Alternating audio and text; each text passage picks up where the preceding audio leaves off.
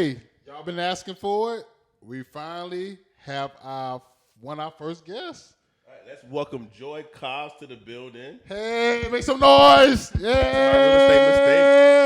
Hey guys, thanks for having me. Good. So, Go ahead. Joy, tell us a little about yourself, about your little background and stuff like that. So, I'm 35. I'm a Gemini. Okay. Oh, not that. Not that part. No. Like, yo, Fellas, she's single. Let's get that out the way. get out of the way. Instagram DM on the bottom. So, but no, your real estate background, your professional background. Oh, okay. Give me your LinkedIn bio. Your Your LinkedIn bio. Yeah, what's your LinkedIn bio? All right. So, I'm a realtor, full-time realtor. Okay. This is my 4th year in real estate. Prior to that, I was a nail technician for 16 years. Wow. Yes, I still dabble in that a little bit, but since then, real estate has been my full-time career. So what's your latest title, though? You're a real estate investor now, right? I am definitely a real estate investor. Ooh, black women, queen, black women. Okay. So what we wanted to do is that, like everyone always say, is that what we create this podcast for and what people are actually listening to. So Joy actually is our first student that took what we said and applied it. So Joy purchased her first real estate. Just kind of give an idea of what you did. You purchased your first one when? So technically, I guess I purchased the first investment. 2019? Mm-hmm. Remember that was a flip, but I lived in that one. Mm-hmm. So I lived in that one for about 2 years. But So then you practice house hacking. I did. Okay, so go Yeah. ahead. And then for those who don't know what house hacking is that you buy properties at your primary house, and we're gonna do it legally. So we're gonna stay in it within a year, stay in it actually 2 years, so that you can avoid capital gains tax, and then sell it. So that's what house hacking. So go ahead. Yeah, so I did that. First property was my primary residence. Then I sold that one, moved to a new primary residence. But last year I bought my first Airbnb. Okay. And then this year, last month, I just closed on my second one. Good. So that means that you bought your first one, and then you got the bug, and then you keep going on. I did. So my question is, what clicked from the podcast? Like what did me or Chauncey, did we say anything, or did you just watch the podcast, or what made you say, hey, I can buy my first Airbnb? Because a lot of people sitting on the sidelines, you actually got into the game and bought your first Airbnb. So a lot of people was like you last year, but now you actually have an investment property. So what that made you take that leap of faith? I think more so just kind of, listening to you guys, just watching your progress and being super, super motivated. Because I think it's very important to have a good circle, just around you. Yeah. And so when you put yourself in the presence of people who are just doing amazing stuff, and you're like, they look just like me, and we come from the same background, and they out here like they just killing it. And so how come I can't do the same thing? Yeah. And then to meet people who are willing to pour into you and teach you their secrets. Because I feel like a lot of times you see people on social media and they're kind of like, oh, I got, 10 Airbnbs. Just kind of basically just saying what they have, but not really teaching you the steps or pouring into you or sharing the tricks of the trade. So to be able to have that resource and tune in with you guys and, just kind of see what you guys are doing. It's like, I could do this, and it's... So how long it took you to get your first Airbnb? Like, how long did you if you closed in October, when did you first start looking? I think I kind of was... When did I first start looking? I think I was kind of just browsing kind of thing. Mm-hmm. But I was really actively looking probably once I sold my house, because now that I think about it, I bought 3 houses in a year. Mm-hmm. So my primary residence, so I was able to take some of that money that I made from that primary residence to purchase the Airbnb. And so I think once I was able to close on that one, and I was like, like the anxiety and the feeling of being overwhelmed kind of passed. I was like, I could do this again. Like, I'm ready to do this again. And so then I really started just actively looking. and that's kind of how that happened. So just to kind of explain things in a little bit more detail is that so she purchased the first home at 100% financing, right? Mm-hmm. Yep, I sure did. 100% financing. Stayed in it for 2 years.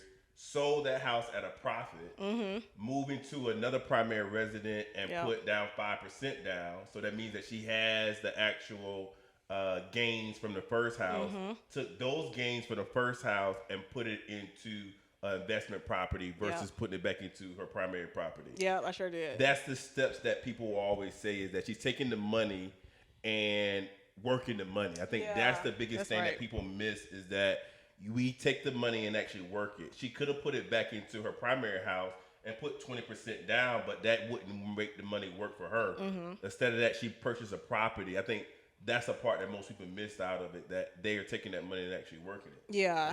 Letting it really work for you. Yeah, letting the money work for you. Yeah. So when you purchased your first investment property, what kind of condition was the property in? So let's talk about God. Talk about favor. My aunt always say that favor ain't favor fair. is not fair. Listen, so I think me and you were talking, and you I think you told me about this property, and you were like, you need to, because I was renting an apartment then, right? And so I remember Chauncey calling me, and he's like, I think you need to go take a look at this house. Well, hold on, time out. He didn't call that nice.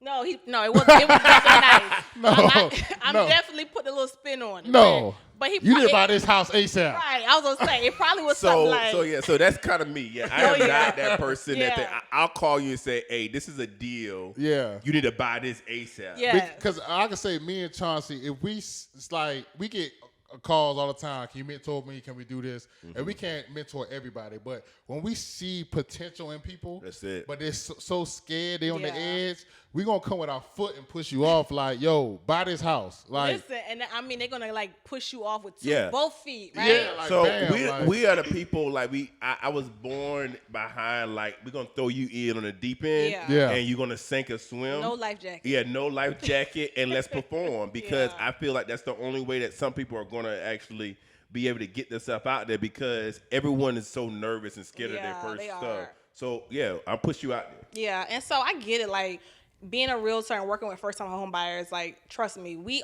understand the anxiety and the nervousness because I am, like, sometimes I'm a nervous wreck. Sometimes I'm just be totally honest with you. And so Chauncey just called me and was like, you need to go look at this property. You know, you've been talking about you want to buy a house. Like, this is perfect for you.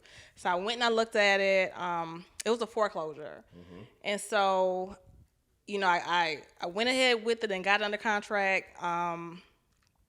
And you know, did all my due diligence and everything, and it actually wasn't like super major stuff that needed to be done, but it definitely needed some work done to it. Mm-hmm. Some cosmetic stuff. Just some cosmetic stuff, yeah. But kind of tell them that the challenge that, without going into detail, but kind of tell them about like the hiccups that you had with the utilities. Okay, yeah. Without going in detail. Yeah. So we like details. Listen, we going through the same problems in this podcast. So with that one, there was like a foreclosure. It was a HUD foreclosure, and I want to say it was like a water pressure issue or something like that.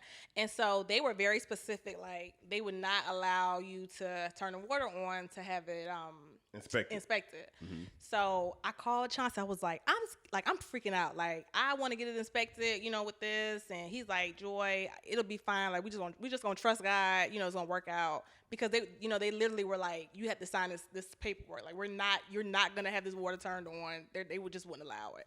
And so, so you called me, but you call other people and everyone else. So it was either take it like that or walk away from it. And so, again, that's where I go back to having good people in your circle and that are supporting you, because I had other people that were like, oh, I don't think you should buy that house. Like, just, you know, you don't need to worry about it. Just find something else, you know. And then Chauncey was like, Joy, trust me. Like, you know, trust We God. buy this stuff all the time. Yeah, like it's nothing. Yeah, this right but here is when it's so your small. first time, like It any is. little small thing seems big to you. Yeah. You know what I mean? And I would just call the water company. When I buy it, can I turn the water on? And well, they say yeah. I mean, once I purchased it, then I could do that, of course. But No, I'm talking about I would call them and say, can I turn on when I buy it? There's no bad effect on the house and stuff like that. Because the government just won't let you turn it on because they ain't want you to do your due diligence, right? well, No, I think what it is that with HUD is that they do a pressure test with the air. yeah, and So they said if it- something like if I turned it on and the house got damaged or something, I was gonna they be can held charge- liable for. yeah, Yeah, held liable. and So- so that part scared me, like you know, because I just didn't know what to expect. And so just talking to other people, they're like, oh, you just need to walk away from it. Don't buy that house. Blah blah blah blah. And I think it's the biggest thing. I think is that you can't. What I always tell people is that people kind of get mad when I do it. You can't take. I think in order for you to get to Mount Everest, you have to have somebody that had already been. Right, Because exactly. those people that haven't been, like Jay-Z said it famously. My uncle said, "I never sell 1,000 records. I sold 1,000 records 50 million times." So I think it's very important that you surround yourself around people that be like, okay, it's not a big deal. Right. Let's kind of move on from there. But Yeah. That was my next question. How many people told you that to buy actually own a home? I mean, it was a few, but they probably hadn't bought a home since what 1972. Oh, Something like okay. No. All right. Or and it was some that have never purchased a home either. So Gotcha. that's the other thing too. Like, how can you honestly take advice from somebody who has never gone where you're trying to go? Exactly. So talking to people who have done this over and over and over again, it makes you feel a little bit at ease. So, long story short, went ahead, purchased the property, and I think the water pressure issue, it was so minor. Like the person that was doing the work, they didn't even charge me for it. I can't remember what it was, but it was that insignificant, and I could have totally just walked away from this deal and messed myself up for the future for a lot of the things that I wanted to do, listening to people who had, who just weren't a good influence for me. and your mortgage payment compared to when you was paying rent, Half. It was half. Yeah, like, and that's another thing he said. He was like, you could afford it. You paying double to that for rent right now anyway. And 100% finance. 100% fine. Meaning I didn't have to put any money down Yeah, for so down payment. she took the money that she has to the down payment and then did the renovations to the house to customize it to what she wanted. Yep. Yeah, and she was able to live in it as well. So yeah, I mean, it's a win-win situation. Yeah, definitely. So coming from that one, going into your first Airbnb property, like how did you find that one? I'm looking at him like this because you identified this one as well. So this to give a back history on it. So I'm always looking at property. Always. And Got to. so what it is that like when like it was one Saturday morning when I'm just playing around on the internet. So it was probably like 8:00 in the morning. I probably just came back and was looking at it. I was like, man. It was early. 'Cause Yeah. I was still asleep. I was like, this is a good property. Yeah. And I think I was like, this might be nice. So I just sent it over to her. And then I think I sent it over to her and you. Yeah. No. He Yes. said he sent it to both of us. No. No. No. So Quincy No. Quincy was on vacation. No. So he wasn't in town that weekend. I get all other properties. I did not. You don't think you got that one at all? I did not get this one. I seen this one was under contract. Oh, seriously? Yes. Okay. I got it. So I probably seen it didn't. was But under he contract. said that he sent it to you. Now I don't know if No. that was true. Now, but that's But what anyway. he said. But no, it wasn't. But No, it wasn't no. meant for me. No, what I'm not saying is that. So we set the house off, and because initially I didn't want it. So my recollection of it, no one responded to it. So no one said nothing to me about it. So I was like, F them. I'm going to look at this property myself. So when I went there and looked at it, I was like, man, this is perfect. Yeah. I said, this right here is a good property. I should buy it. And then Joy, I leaving the house, Joy called me after I was leaving it and was like, I'm gonna go look at the property. I'm like, I don't know about that part. It sounds like you a little too late to look at this property because I already seen it. So what it was in that case scenario was that then we look at it together. Or you just wouldn't look at it yourself. I think you met me over there. Okay, and so looked at we it circle together. back and look at it again, And just to make it a little bit more back history on how the property came about. So Joy came to me with this bright idea January that everyone else is doing logistics, so we should do logistics. So I was like, okay. Stay in your lane, people. Right. Stay in your lane. So me being who I am, the Gemini I am, and when somebody give me something, I start to look for it. So I had the bright idea to go to the CarMax auction because my contractor had a connection at the CarMax auction. So instead of me buying this X6 that I saw, I decided to buy what was it? A box truck. A box truck. Yeah. So Joe was like, yeah, we're going to go in logistics. I know somebody that know logistics, so we're going to go in logistics. So Joy decided to buy this box truck. So me and her decided to buy this box truck together. Both of us are Geminis, by the way. So we bought this box truck, and it sat at my house See what I'm dealing with? for 9 months. Was it 9 months? It was a long time. Listen, it was like you like had a car. They didn't deliver one box. Not one. Not one box was. What we end up using it for is Airbnb stuff. So I had to go pick up stuff for my Airbnb, and that's what we use it for. So this $20,000 truck, because it only had I think it probably had 45,000 miles. Cause see, me, I love something like that. Like maybe an old person had it, or maybe somebody that really didn't. Remember I tell y'all this box truck had more electrical issues than the man in. That's why I had no miles on. Maybe hold on. Let's go past that box truck because there's another story with that too. Right. But anyway, so what we're saying is that one reason why I bought the box truck is that we had money sitting there. So it was $20,000 that we had just sitting in the yard because we thought a bright idea that we're going to step out of our lane. We do real estate full time to do logistics because everybody making money doing logistics. Why not us? So that's the important part is that stay in your lane. If you good at cooking, go ahead and cook. Yeah. Don't go cleaning because everybody else is cleaning. Right. So focus on what it is. So with the house, basically, the box truck, we got out of the box truck business because what happened was the reason why we had to keep the box truck is because the market was going down. Mm-hmm. But being that we had this current crisis with the actual box truck, with the cars, appreciation went into the cars, which I'd never seen. I don't think we'd never see that in history when cars appreciated. So we actually got out the box truck in the same amount of, with the same amount of money we put in it. We maybe lost $1,000 with it. Yeah, because people want a successful logistic business and needed a box truck. Listen, that's the Gemini thing. It's like, you just get into so many different things. Like this is interesting, this is interesting, this is interesting. But yeah, stay in your lane for sure. So y'all sold the box truck. I assume y'all got the $20,000 back. And y'all put that money into the first Airbnb. We did. Okay, so my question for Joy is, you bought the Airbnb, what was the most challenging part through the whole process? Was it like staging? Was it decorating? Was it contracting? Was it prepping? What was the part you think was the toughest during the whole process?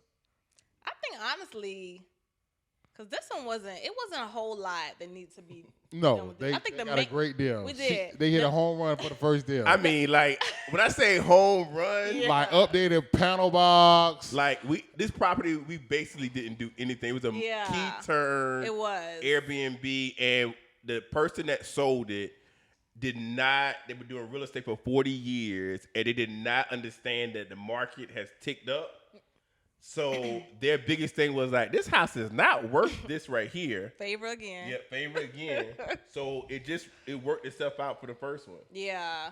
So, I think the most challenging part was probably just the two of us trying to, because I wanted to do this and he didn't want to do that or didn't need that. But again, So let's talk about that partnership. Partnership.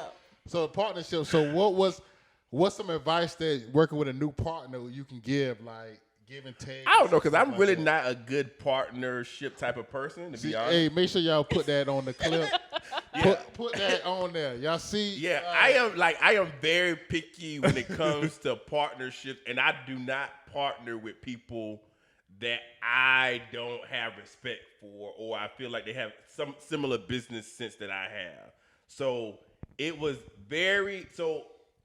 Joy, being that we work together a lot, I kind of see how she handles things, and it takes time. Like, it's no way possible Chauncey Hilliard is going to partner with someone that I met recently. I just don't do that. Now, we probably can work things out, but no, I'm just not that type of person.